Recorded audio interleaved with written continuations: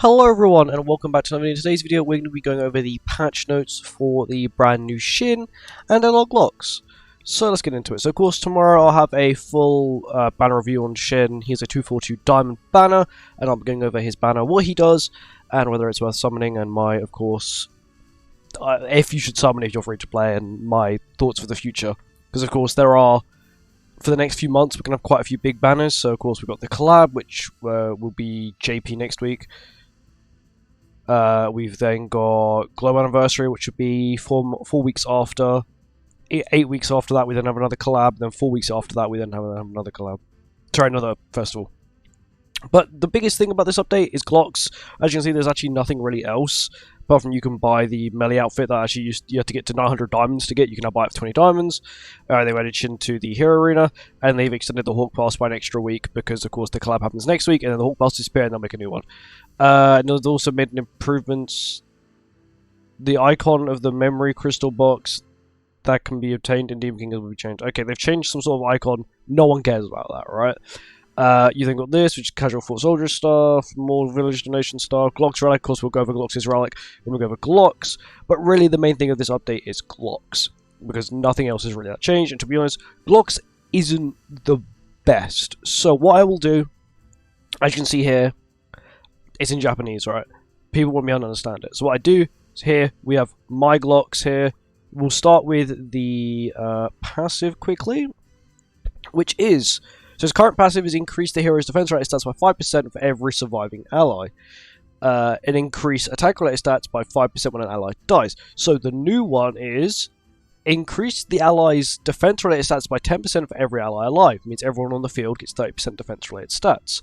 Increase allies' attack related stats by 10% when an ally dies. Means that as long as GLOX is alive, 2 of your other units die, you've now got GLOX and someone else alive. That unit will then get 20% attack related stats as well. Also, you then have another part of his passive, which is the new part, which is reduces enemies' crit chance by 30% and crit damage by 40% if they have bleed effect. Which is basically GLOX's single target skill here, which is bleed. Talking about his bleed skill, the multiplier for a rank 1 is being increased to 154 and is also being severed. This skill now has sever and bleed. The level 2 skill multiplier is now 231 and the level 3 multiplier is 385. Once again, 2-turn bleed, 2-turn bleed, and 2-turn bleed. The bleed effect does not change, but it just gets sever as well. Basically means it's going to guarantee crit. Onto this skill here, which is his attack related, is attack disable skill at level 1. It's not getting an effect, but instead it's getting a damage multiplier increase to 132% at level 2.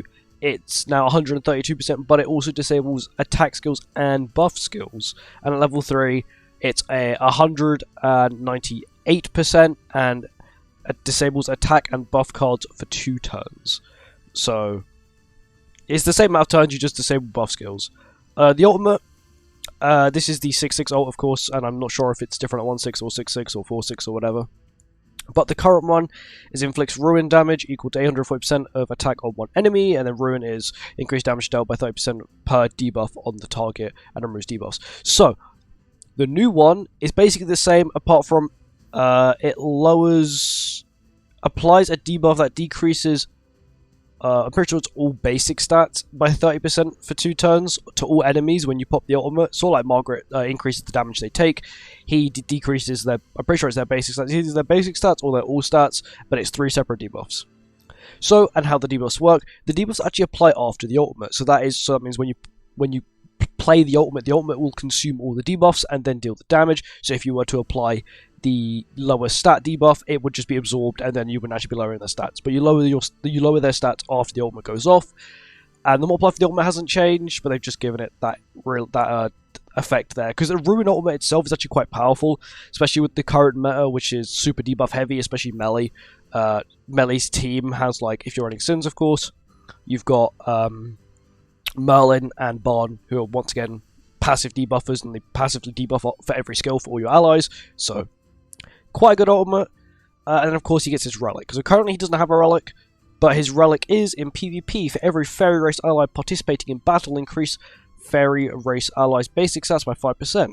Also, for every debuff applied to the enemies, increase fairy race crit chance by 5% and crit damage by 10%, max up to 4 times.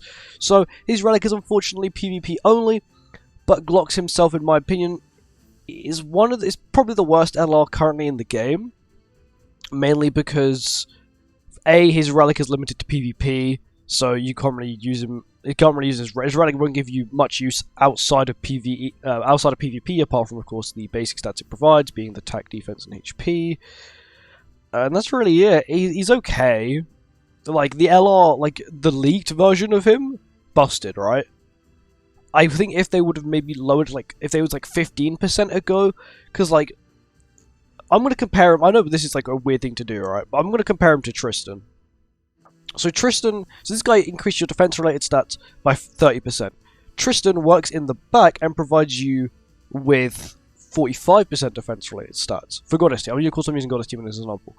But he only provides 30% and he has to be in the front. Yes, you could say he provides crit chance, crit damage lower, he's got attack disable.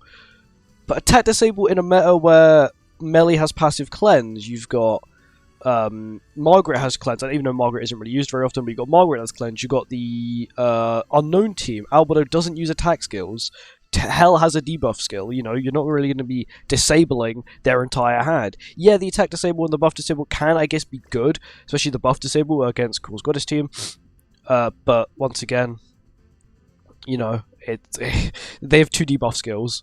It seems like he was a good character in concept, but I think that he really needed maybe like 15% and 15% instead of 10%, 10%. Then I think he would have been actually a very good character. But overall, if you want to, of course I'm going to get him because of course I can make videos on him and stuff. But the outfit looks really cool at least.